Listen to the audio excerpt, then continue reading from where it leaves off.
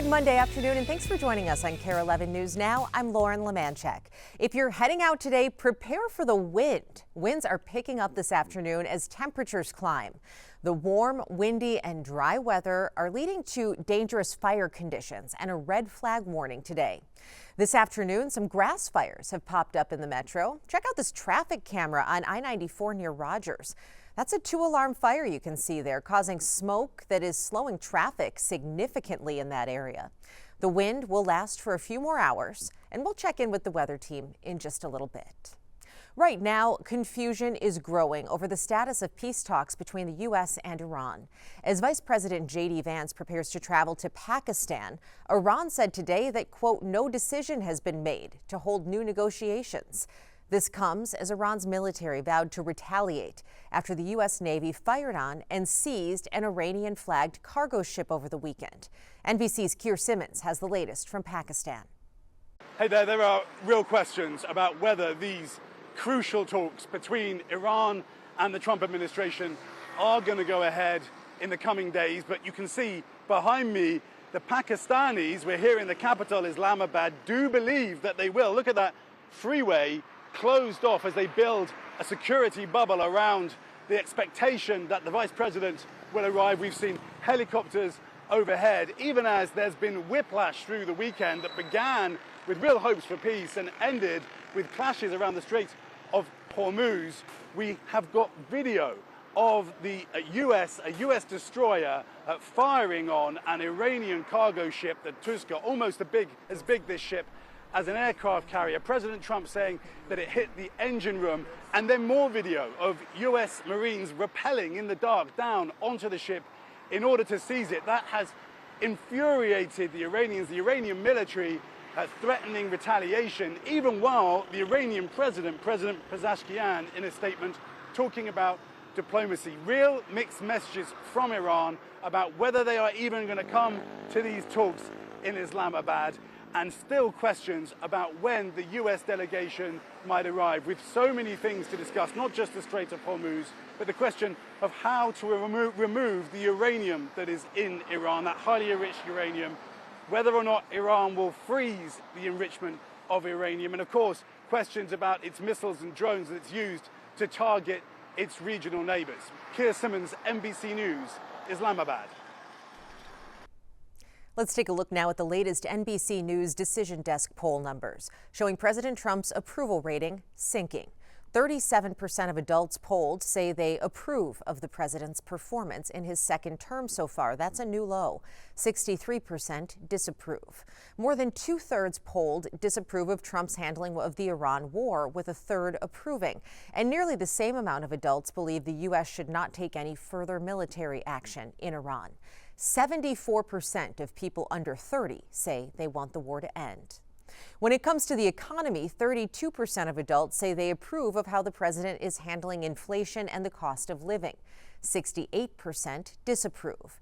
Nearly the same amount polled say they think the country is on the wrong track, up 2% from the previous poll back in January.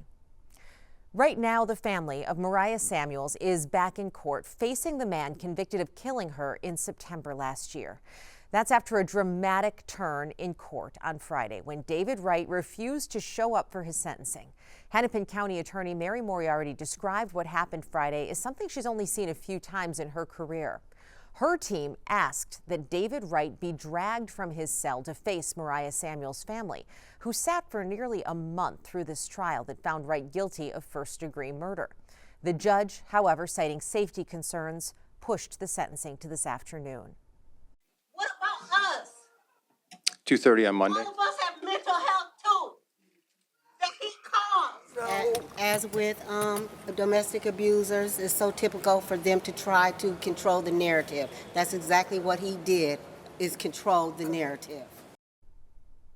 Well, this afternoon, the Samuels family will finally have a chance to make their victim impact statements. Meantime, the Minneapolis Police Department ordered all officers be retrained in how to handle domestic violence calls. Right now, the state is taking legal action against a North Minneapolis church for allegedly misusing millions in grant funds. According to court documents, the Department of Human Services says Zion Baptist Church was paid to provide services the state believes were not offered. And now they're trying to get that money back. DHS says the church accepted nearly $2.5 million for mental health, substance use, and violence prevention programs. But the agency says the paperwork they got back had inconsistencies and billing mistakes, raising concerns. So far, the church has not responded to the lawsuit. Just in this afternoon, singer David has been charged with the first-degree murder of 14-year-old Celeste Hernandez. This comes months after Rivera's body was found decomposing in the back of David's abandoned car in Los Angeles. David was arrested last week and held in connection to the death. His defense team says he had nothing to do with the death of Hernandez. Today, police have identified the man accused of killing 8 children in Shreveport, Louisiana on Sunday morning. Police say Shamar Elkins killed 7 of his own children and another child, all under 14 years old. NBC's Ryan Chandler has more from Shreveport. Well, just a day after such an incomprehensible crime occurred at this house behind me, certainly so many questions still swirl among the neighbors in this community about how someone could be capable of such an act. And we're learning more about the man that police say is the suspect and the young victims. The coroner's office now tells us that those victims are 7 siblings and their cousin, aged between 3 and 11 years old. The suspect is the father of those 7 siblings, a man named Shamar Elkins, who police say did have a criminal history, a 2019 conviction for a weapons charge, illegal use of a firearm, but they say he was not on their radar. They had no indication that he was capable or was planning such an awful crime. Right now, neighbors are trying to pull together and process this pain together. What started yesterday morning as such an unbelievable crime scene turned into a scene of hope and prayer and worship as neighbors held hands and came together to put flowers and some balloons at this house that has turned into such a crime scene. We'll learn more information from city leaders today, but that is the latest as it stands on the ground here in Shreveport, Louisiana. I'm Ryan Chandler. Back to you. Right now, Iowa City Police are asking for help identifying 5 people connected to a mass shooting. It happened during a fight at a popular outdoor mall yesterday morning. 5 people were hurt, including 3 University of Iowa students. 1 person is still in critical condition. No arrests have been made. New this afternoon, a better look at the latest in St. Paul. Just a few hours ago, Mayor Herr held her first State of the City address since being elected. She talked about the impact of Operation Metro Surge on the community and what the city has planned for improvements moving forward. I hear you, I see you, and I am fighting for you. That means smart maintenance, strong partnerships, and modern systems that save money and time. It means standing up for our community when outside forces threaten our safety. And it means expanding opportunities so more people can live, work, and thrive here. Today, more than 300 Metro nursing home workers hit the picket line for a 3-day strike. The union says they're pushing for higher wages and better conditions for residents. 5 facilities are involved, including the Estates at Roseville, St. Louis Park, and Fridley. Also today, laid-off workers returned to Cardamom at the Walker Art Museum for another day of protests. This comes after the museum cut ties with the restaurant over its decision to fire employees and move to a QR code service model. Workers say they're fighting for better layoff practices and priority hiring at other company locations.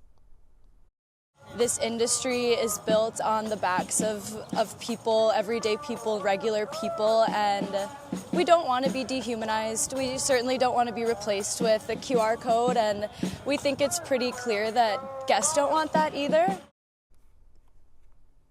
Cardamom will close in the next 90 days. In a statement, the restaurant's owner said most of the impacted employees were offered a chance to stay with the new system. In northern Japan, a powerful 7.7 magnitude earthquake is raising concerns of a possible megaquake for coastal areas today. While officials say there is about a 1% chance for a megaquake, they urged residents in 182 towns to raise their preparedness. The quake earlier today sent cameras shaking and prompted temporary tsunami alarms across the coast, but authorities say no major damage has been reported. Happening right now, the Tegna-Nexstar merger is being halted again. Nexstar is trying to buy Tegna, which owns Kare 11, for $6.2 billion.